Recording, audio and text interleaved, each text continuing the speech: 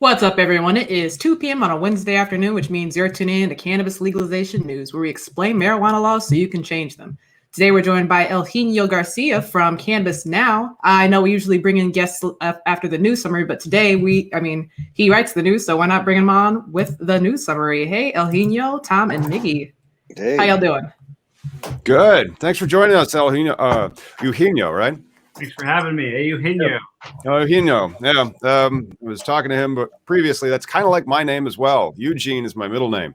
And now I finally learned on my Cannabis Legalization News podcast how to say my name. And is that Spanish? It is. Yep. My father was from Cancun, Mexico, and my mother from Long Island, New York. Oh, wow. Well, thanks for joining us on our Thanksgiving episode. I mean, it's been a very long year, and I am thankful for at least one thing.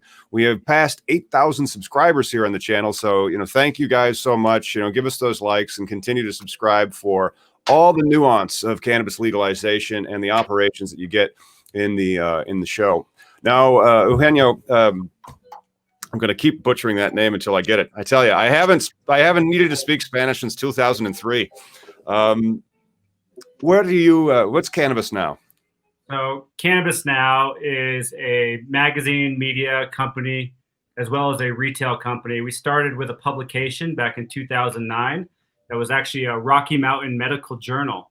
So we realized way back in 2009 that there was a disparity in the media space where there was not a strong voice for the elevated future mainstream cannabis enthusiast. There was some great grow magazines like Weed World and Skunk Magazine. And then there were some great alternative magazines like High Times. But with the emerging medical market, we thought that there was going to be a growing community of people that were more interested in politics, in social economic issues, in medical awareness.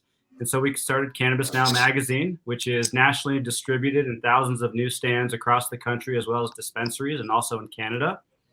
We also publish Hemp Magazine, which is the nation's only 100% hemp-focused publication. We only talk about the hemp varietal of the cannabis plant and try to keep the conversation focused on food, fiber, biotech. We do talk a lot about CBD right now because it's trending. However, those are the two magazines that I spend most of my time focused on. Thanks for having me. Hey, yeah, totally. Thanks for. And I know you were shocked that I came across your magazine years ago. So, being that you're from Montana, because I was traveling back and forth during the 2011 raids. I don't know if you remember that time frame when medical was, huge time in Montana, right? I remember billboards say come for delivery. It seemed like reefer madness was almost over for a second in Montana. Well, what's interesting is that one of our biggest subscriber bases is Texas. And then our second is Chicago and then California. But going to the Texas thing, there's not a great opportunity for cannabis in Texas. It's up and coming. But when you flip to a similar type of agricultural, we'll call it Western kind of vibe in Montana, the per capita back in 2000, we had a medical program in 2004 in Montana. And as the good part of reefer madness took over, the green rush now is the more modern expression.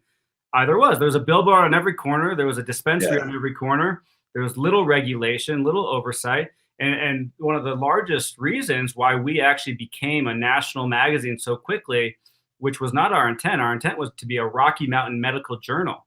And Montana and Colorado really was supportive of that type of expression. And then Montana was the only state that went backwards with its laws. So when it started, the providers could have unlimited amount of patients. And then the laws changed, only allowing them to have 3 patients per provider, which was not sustainable. 99% of all of our advertisers went out of business. And we ended up moving the offices to Berkeley, California, and going national after just our second publication. Was that me? Did I get out of that by accident? Saw that indica you were smoking in the last interview. Maybe. I just thought there was some listening going on. Oh, I think Lauren froze about podcasts. And then, no, I don't know. Whatever. Yeah, it could be the indica that I smoked. I mean, it was a whole gram. And it was infused. But you guys are national now. But yeah, I hate when glitches happen. Then you're just like, where did my train of thought go? But like Bozeman, Montana at the time. So the culture, I remember, so funny little story, because I used to be a traveling technician. I would come in and support various businesses because of checks and balances, because that's what I do.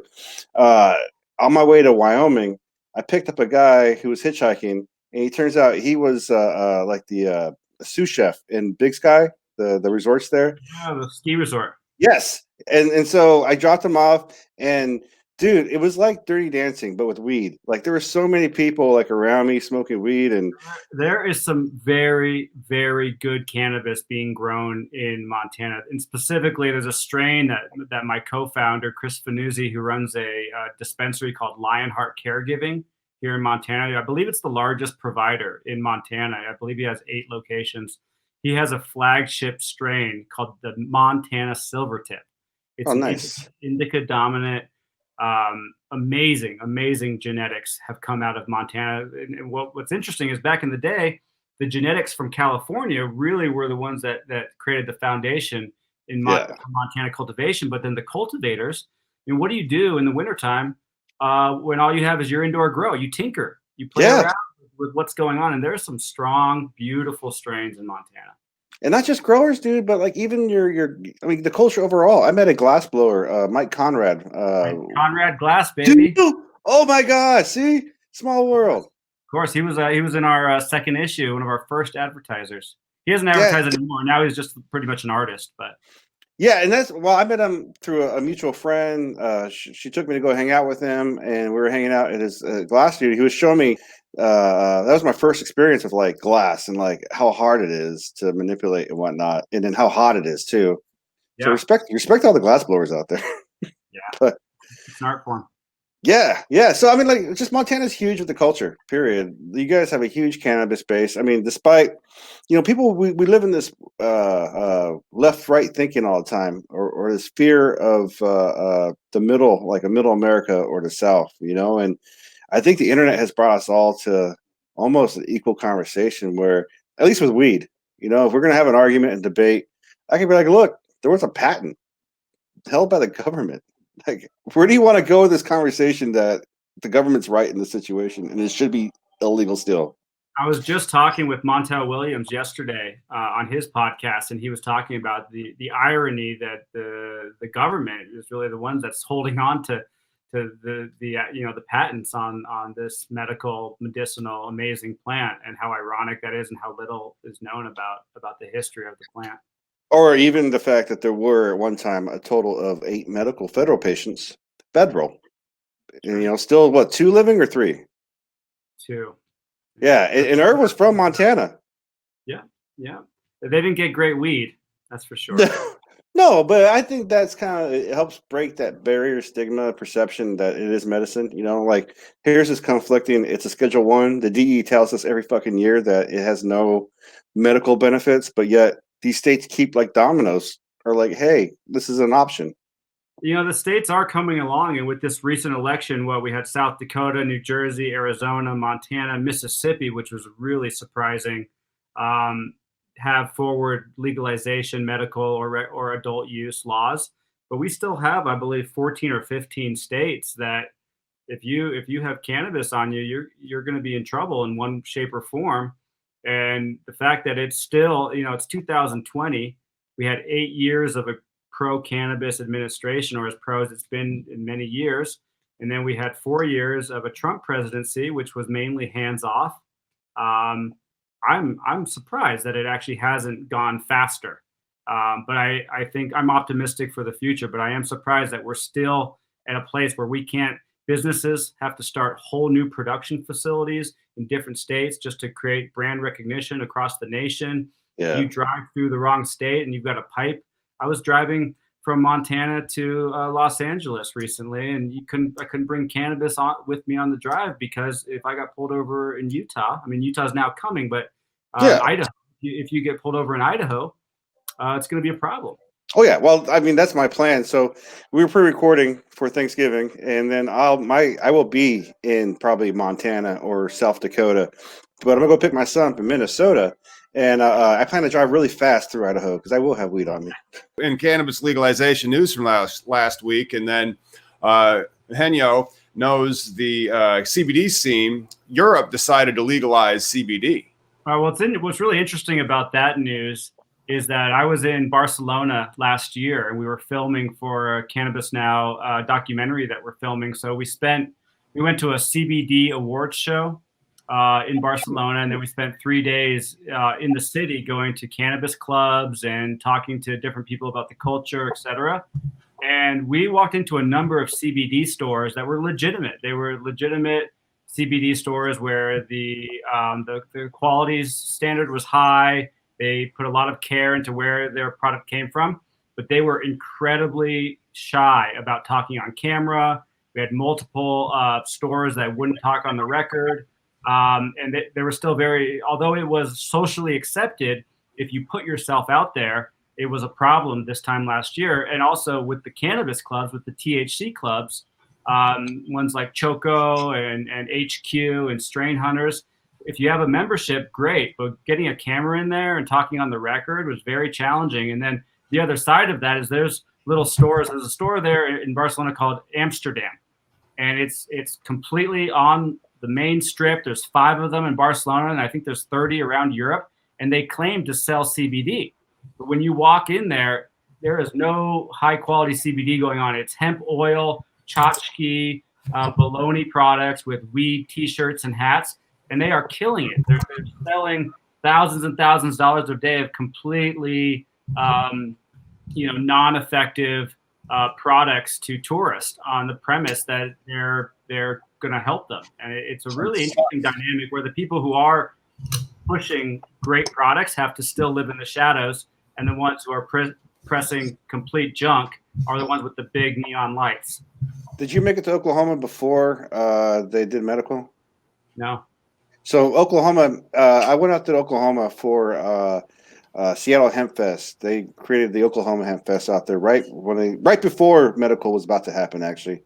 And the whole premise behind Seattle Hempfest is the protestival, right? You smoke pot peacefully. That's your protest.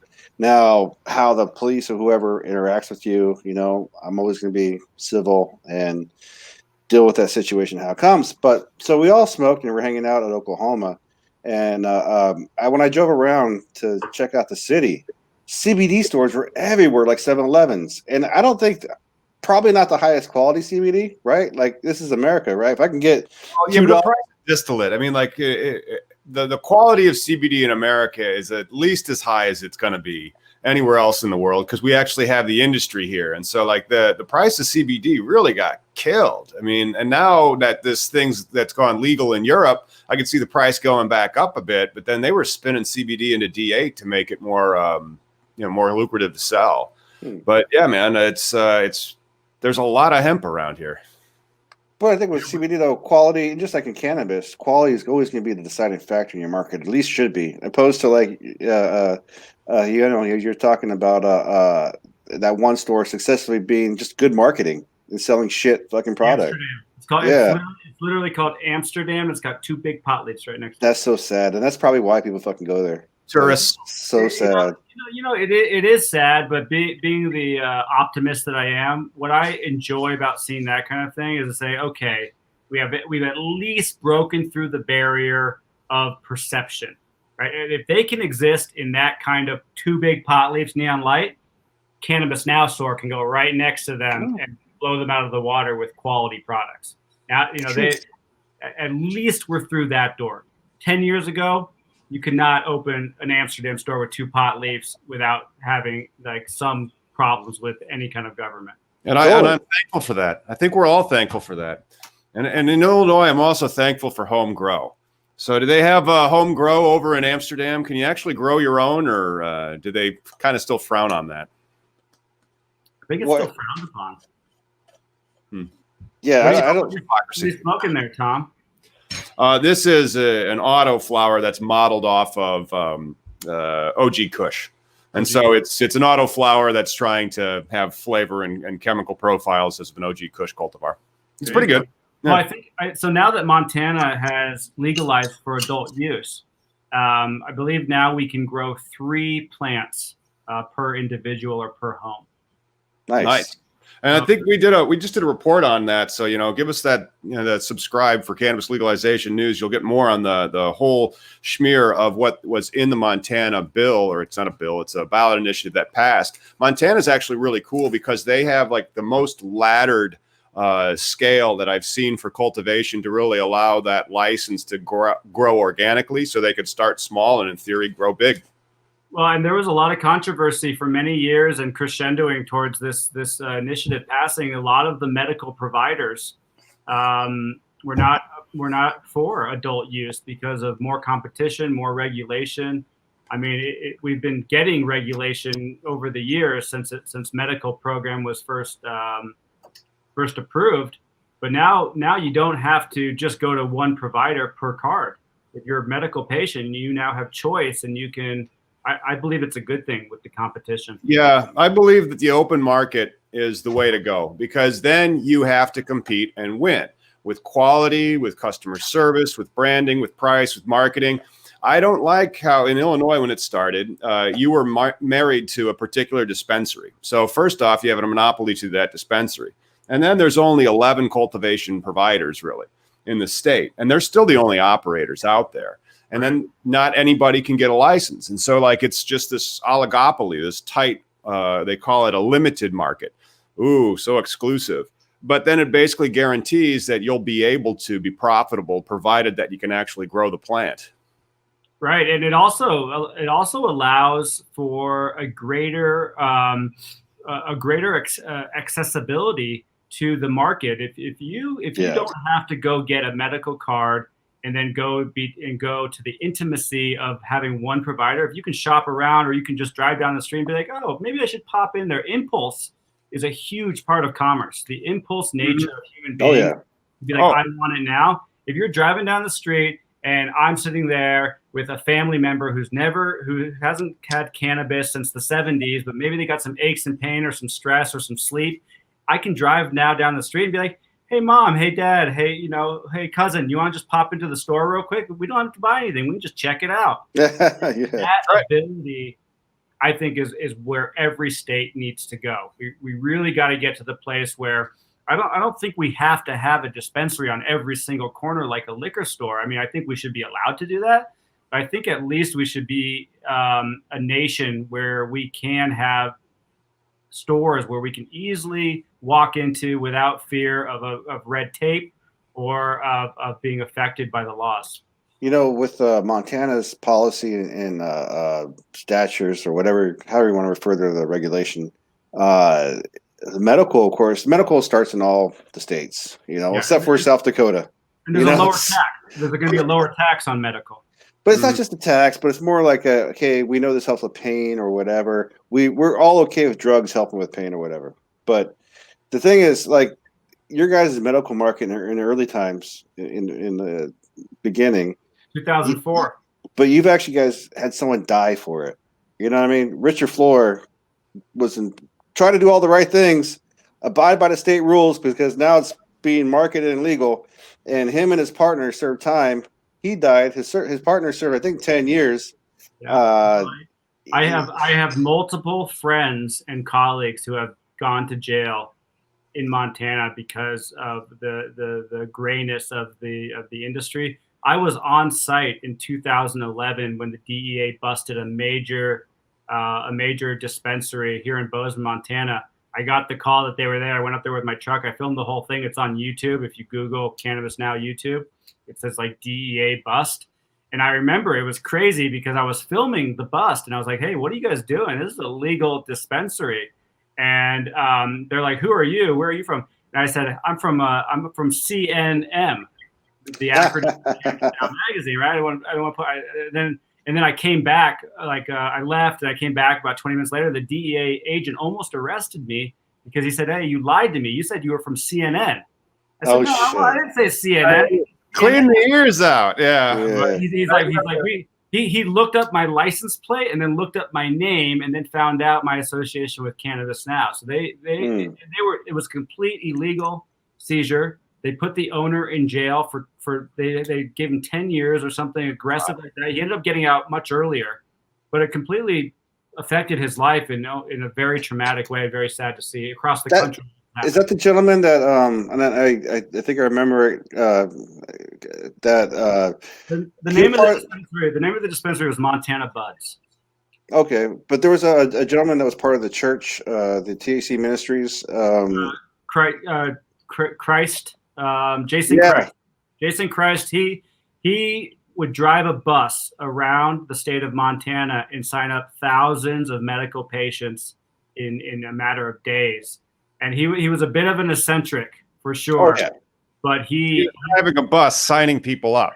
He's coming off as a bit eccentric, but you know, it does appear if we are live at 2. I mean, it's pretty much 20 minutes in, so you know what that means. Okay. Oh yeah. This is how we get around the on-air consumption.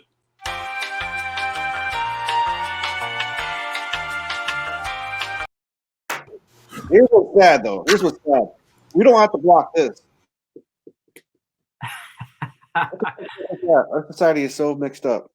So Tom, is that a thing with YouTube? You can't consume on air? Is that why That's why Dopa's YOLO probably got shut down. Yeah, they believe it's like encouragement or. Oh, Tom, you're on mute. There you are. You're on mute by the program. I do that too all the time. Yeah, it unplugged my mic and then that auto muted me. Yep, I do the same shit. But yeah, what was the question again? Eugenio?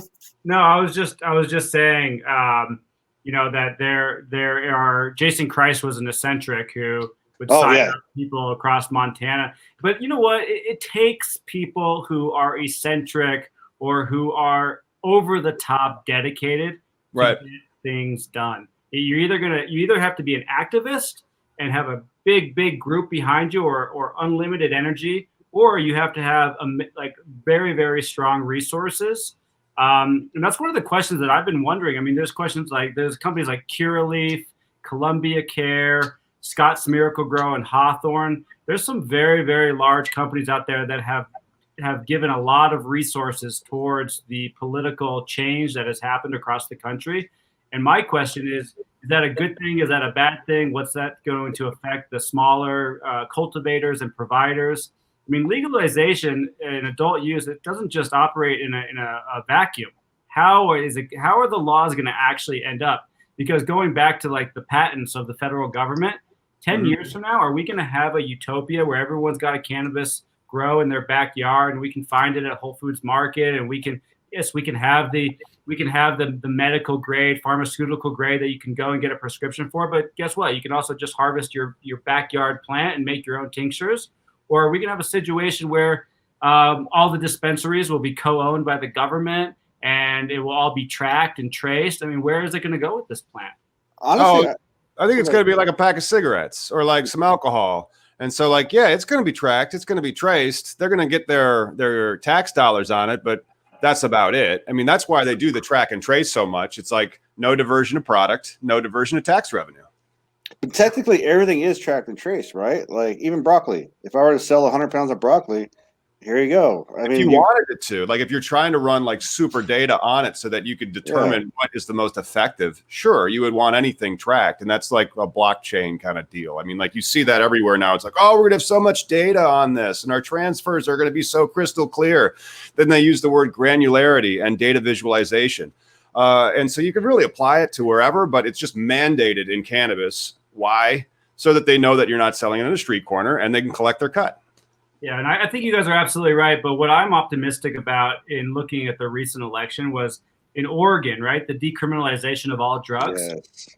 You know, that's the global model, and Europe is way ahead of us on that. And I think that should be and will be the U.S. model. There's going to be a certain threshold. If you got an ounce of cannabis or less, or you got X, Y, Z of other drugs, it's going to turn into a treatment option or a minor fine for not having the proper, commerce paperwork. Yeah, but I mean, like if they can brand them a felon, if they could make them a felon, why the hell didn't you just order them to rehab first? What the fuck is wrong with us, society? You know, you're immediately going to put this person into a felony, even though they may have an addiction disorder. What do you do? Yeah. But to answer Eugenio's your fear about the corporate dollar and if it's actually better, I think it is, man, because rich people don't want to go to jail. And so if rich people fight for laws that mean that, hey, cannabis possession, cannabis, if they fight for those rules, because the markets can always be at the market, right? Quality should prevail. We all believe that. But yet good branding, just throw Spud McKenzie at you and here you go. I'll smoke that. Well, think about that the brilliance of Spuds McKenzie, because if you do the light beer challenge where you just get a blindfold and the various light beers, I don't think I could tell them apart if you gave me like 5 different tries. And so if you just come at them with a party dog, it's like, well, it's the same damn beer, but this one comes with a party dog. That's really the only differentiation that they had, was that ability to do that brand concept in your head. And if cannabis eventually becomes that, you can't tell what it is. Kind of sucks. That's a great question. I mean, where are consumers going to end up? Are they going to want brands that maybe are more like Old Pal? Are you guys familiar with that brand, Old Pal from California? The Old Pal came into the market and they said, look, we are going to find a minimum threshold of quality. And we're going to hit that because we want to hit a certain maximum price point that people can afford. We don't believe in the $50 eighth. We believe in the $25 eighth, but we're going to make the quality just good enough to hit that. And then there's companies like Terraform Genetics, and they're doing 4.5 gram eighths for $50. You're paying premium for it. They're giving you a little extra. And the cannabis is premium. So will this be like the alcohol industry where you can go get, Ice House beer, or you can go get the $300 bottle of Don Julio tequila? Are we going to stick with that range, do you think? That would be awesome. Yeah. I would love such selection. I mean, you walk down the aisle now and there's 95 different types of ketchup.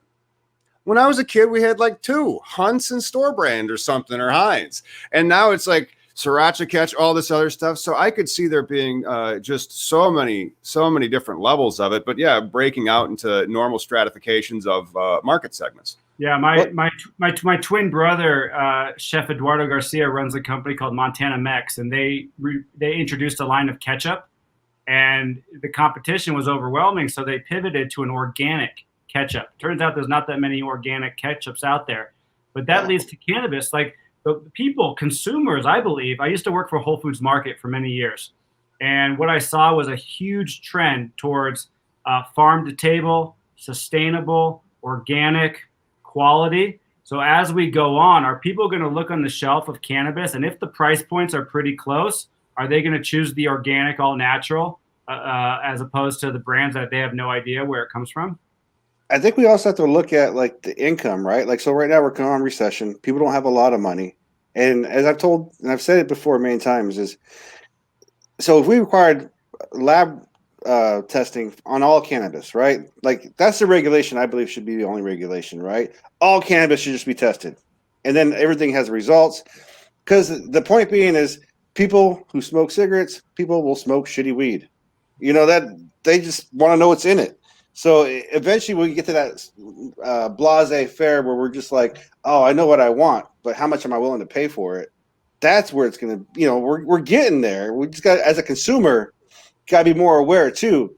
Today I smoked a 1 gram infused joint that with a group of people that we review it on. And I was like, you know what? This was a good joint. And I don't mind being a commercial for this company, but I'm going to tell you what, this is not good for medicine because it's too expensive. It's because of all the packaging and the shit involved. Cannabis is medicine, and it takes a lot of it sometimes to help us. And that's a great point. And right now, with the economy being so challenging, people don't have access to take care of themselves. Tom, what's your take? When are we going to get a insurance company or an independent green insurance company to subsidize cannabis medical use? When are we going to be able to show our card, and instead of paying $50 an eighth, we're paying $5? It's going to take a while. It's going to be a little bit, simply because it's technically money laundering. And so how is healthcare paid for in America, and how much of healthcare is being paid by Uncle Sam? Uncle Sam won't contribute that subsidy for your green card, for your medical card, so that you can get, think about it, generic regs That would be awesome. What's my copay on generic reds? $10 an eighth. All right, here you go. That would be just the shit. But that might be 5 years away. And so like if Biden is in, and he's gonna be, and they have really good administrative officials put in there, and the liberalization happens, maybe the Safe Banking Act. But the Safe Banking Act would allow us to access financial, but still you're getting ripped on that IRC 280E hard. Because it doesn't take out the cannabis from the Controlled Substances Act. And then, well, again, what we should do is kind of what New Jersey did, where you rescind this word marijuana at a federal level, because it's a definitional. What's the jargon? But you rescind it just because like that was our bad. And then you redefine it as cannabis and you move it over to the Department of Agriculture, or like the tobacco one, the ATF, you know? Well, that's why we named our magazine, Cannabis Now, Right. is because there was so much marijuana in the culture, which is derogatory. It was historically a derogatory term, but we view the cannabis name as the holistic representation of not just THC, but also of hemp. It all comes Right. from the same varietal. Yeah. In my marketing for the website, because you have to like tap into like the traffic and stuff. So I'll use like cannabis industry lawyer, marijuana, and hemp business lawyer. And so like they'll hit all three of them because you're right. And then the marijuana term, if you're not going to use that, but you're going to use cannabis holistically, you still have to have something that you refer to it as the other one. So I usually call it THC cannabis when I'm talking, because then that's a pretty good distinction without having to say marijuana. Sometimes I'll get lazy depending on what state they're in, because if that state still calls it marijuana, I'll just try to call it marijuana. Best to not confuse everybody. I love that you try to make the magazine with a difference because of like the stigma. You just made me think of what Cashy Hyde, because you're from Montana and the medical purposes of it. Are you familiar with Cashy Hyde? Sounds familiar. Cashy Hyde, his mom and dad, they're from Missoula, and he was just No, we've done a story. It's been a few years though. Yeah. No, as I was saying, I'm just saying the medicinal qualities, the difference of like there was this uprising at one time where all these kids and the kids were being used to sway the conversation, because it's like, look, it's freaking medicine, it's helping kids, and then you're like, holy shit, it's helping kids, and I don't know if there was just like multiple. I have a family member who suffered from severe eczema growing up, and he was one of the youngest card holders in the state. And the family would make salves and put it on his skin with THC. Sure. It just like at the same time, there was also Charlotte's Web with the CBD. Like there's and my grandmother used to freaking use it for her arthritis. My great grandmother used to use it for arthritis, especially before 1942. Yeah. Oh, no, but she put it in rubbing alcohol. She wouldn't smoke it. I met a woman 2 years ago who was the president of the Alumni Association for an Ivy League school. Okay, I met her at a charity event, and she was a former attorney and very as mainstream as it gets. But she had severe arthritis in her hands, severe. And you know how she treated it? A friend of hers who used hemp CBD oil for her thoroughbred horses gave her the oil. So she was using hemp CBD oil on her hands that her friend used on her horses, just because she had no idea about the industry. People are still, we're in our own bubble, right? One of our guests, like literally did not become a cannabis activist until she found out what the endocannabinoid system was. And this was only a couple of years ago. And I'm like, you only found out about the endocannabinoid system a couple of years ago. And there's tens of millions of Americans that have no clue that it exists. No, I mean, Tom, we think, I don't want to speak for you, but I'll say generically, we think that this cannabis legalization, cannabis news, decriminalization, that everyone knows about it. But when you really scratch the surface and go outside the box, we are very, very early. It's the beginning of enlightenment. It's the beginning of breaking down the historical fallacies. And we still have a long ways to go. We've come a long way, but we are still, if this is an education, we're still just getting out of third grade, and we have to go all the way get our PhDs. Along those lines of thinking, besides just in that tincture, in that involvement, there's other things in there that we don't really consider, right? We're so taken away into like this pharmaceutical world, we forget, oh shit, lavender. That smell can help do relaxation, or say there's like spearmint or whatever stuff, how it affects our body. The herbal medley. Yeah. They're kind of like a compounding pharmacist, right? Now, there's like pharmacy, they always think of just like one chemical, right? And then they give it some branding. So it's got this Sartuda name or whatever. And that's fine. But then with cannabis, it's not one chemical. It's hundreds of different chemicals. And it's an extract, a botanical type of extract that has numerous beneficial properties. And then you can dial it depending on what you're looking for based on its terpene and its bioflavonoid profiles. Yeah, I believe cannabis and hemp is going to be a cornerstone for wellness in the future. Even if you can't handle the THC and it's too intense, taking a micro dose maybe of THC and then piling on other cannabinoids and hemp oils, and then bringing in the healthy eating, the exercise, the meditation, that's going to be the cornerstone for health and wellness. And in this day and age, when with COVID-19 and all the challenges around that, one of the best defenses that we have against COVID is being healthy, and that starts with what you put in your body, what you put on your body. But guess what? How stressed you are. You take a little CBD or a little THC, lower your stress level, you'll have a much better chance of staying healthy. Totally. And just, back to the wellness thing in cannabis and like you were saying, Eugenio, as far as like spreading the news, right? Like part of like the champion that we do, besides like, hey, stop putting people in jail. Hey, but this should be the first option. This should be a first holistic option. Like, hey, my back hurts. I shouldn't be taking pills. I should try some ointment. Hey, I'm just sad. I'm having a bad day. I'm angry. Smoke a joint. Oh, maybe first instead of drinking. I don't know. There's other things. This should be my first option. And then if it doesn't make that need, maybe I can try a different strain or do the other thing that would be the done thing to do. Absolutely. Yep. It's a wonderful plant, but I think sometimes because I'm in it like on a daily basis, like it's my job or something, you get a little disconnected from the person on the street mentality. And so that might be something we should do in the future. Just have like somebody walk down the street and ask people, what's your endocannabinoid system? Get out of here. It's like those TV shows where they say like, what's the president of the United States, or how many states are there in the U.S.? Man on the street, like a man on the street poll, and so that's the thing, For that one though, man, it should not just be random people, but doctors. Ask doctors and then see what they say. Yeah, there's a great company out there called Fresh Toast. I don't know if you guys know about it. It's in Seattle. We had them on. We had the Fresh Toast on. It's a publication.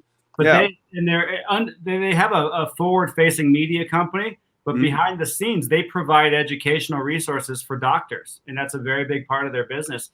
We operated a CBD store down in Beverly Hills in Los Angeles for the whole year until COVID hit, and we were right next to one of the major Cedars-Sinai medical groups, and doctors would recommend their patients come to our store and get CBD products. So the doctors are all about, if it works, do it. The majority of doctors, they just want their patients to be healthy. And although they can't legally do certain things, a lot of them are like, hey, if it's working for you, do it. And go check out CBD because it might help you. Yeah, but then they're going to be saying, hey, go check out THC in a few more years. Because it's just so silly. But thank goodness that the CBD was just sitting there waiting for those genes to really be expressed, by the Stanley brothers, like you mentioned, only about 15 years ago. Right. I mean, it's so fascinating how far we've come in the 10 years since I've known Miggy, and another 10 years. Geez, there could be a lot of weed in America. I hope so. When you look at the alcohol, the alcohol and or alcoholic nature of the U.S., the health ramifications, the psychological ramifications of the alcohol industry, and I'm not saying alcohol is a bad thing. I love a good beer. I'll drink a whiskey on the rocks at the end of a long day, but we're inundated by it in every single restaurant, in the grocery store. It is everywhere. Commercials, and I think that cannabis has a chance to be the healthy alternative to alcohol. I think That's when I'm giving people like an investor pitch that's going to be like 5 years out or so. It's always what I kind of say. It's like, look, these are the usage rates of these two substitute goods for one another. Yeah. And which one is the better PR campaign right now? By leaps and bounds, it's cannabis, you know? Right. And you can argue, hey, the tax revenue. But I actually think that the health and wellness is the better leader of that conversation. And in looking at the trends, I actually believe that it's going to be beverages that take us to the final frontier, because smoking is a challenging thing for a lot of people to internalize. There's a strong perception of being unhealthy and smoking, and eating chocolates and brownies and gummies is also very challenging. But beverages, for 100 years, we've been drinking beverages that make us feel a certain way. So if we can get our formulas right for THC, I'll still be smoking a joint, but I think that that's going to be the final frontier of making it an actual, you can go to a bar and be like, can I get the THC option, not the alcohol option? Yeah. And that's one of the reasons why I grew this strain, was because it was my nighttime weed. And then it would create my nighttime trim, which then creates a glycerine tincture in a magic butter machine, which you then add to bubbling water. And so at the end of the day, because we are such a drinking culture, I mean, like, you're conditioned to be consuming beverages. And so you can then substitute out that beverage. So you might have a couple of beers and then you're like, nah, had enough of that rabbit hole, reaching for this one. And then you have a couple of those. And then when I make my tincture, I kind of nerd out and I weigh it and stuff and assume things like a 10% THC ratio. And then I get it down to like the milliliter. And so like, I'm like, all right, I think this is about six milliliters. And I know my dosage. So like, dosage is tough. There's a lot of people who have gotten into cannabis and they overdose themselves and they won't be back for another 10 years. And making sure that you get the dosage right. That's one of the funny things about alcohol is it's hard to overdose on alcohol if you're new. Guess what? Because it doesn't taste great. For most people, a shot of vodka or a beer, it's an acquired taste. But if you go get a gummy that tastes like sugar and it's got 100 milligrams in it, like, oh dear, say goodbye for 6 hours. Oh dear. Yeah. Did you ate a whole bar of chocolate? Oh no, But it's like prohibition has caused like society is THC deficient, right? Like, in a whole, this prohibition thing has made us sicker. Besides, like you were saying, as a safer option opposed to drinking, and like one day when you can walk in a bar and get an infused drink, but also the day I can freaking smoke on cam and not be freaking deleted. Or fucking social media, like harmless, like Dopas YOLO. It's just a chubby Mexican guy who just shares nice stories and smokes a lot of weed. That's all this fucking guy does. Like, what the fuck?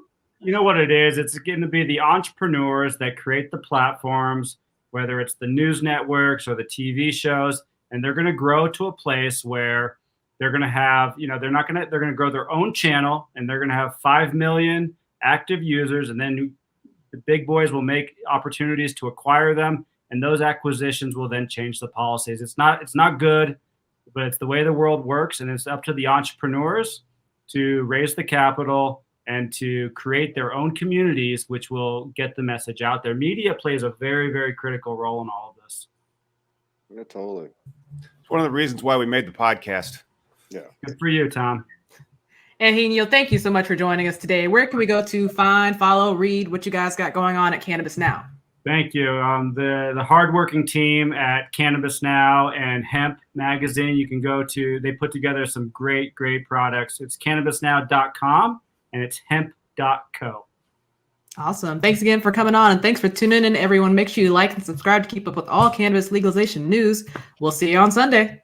Thanks, guys. Good holidays to you all.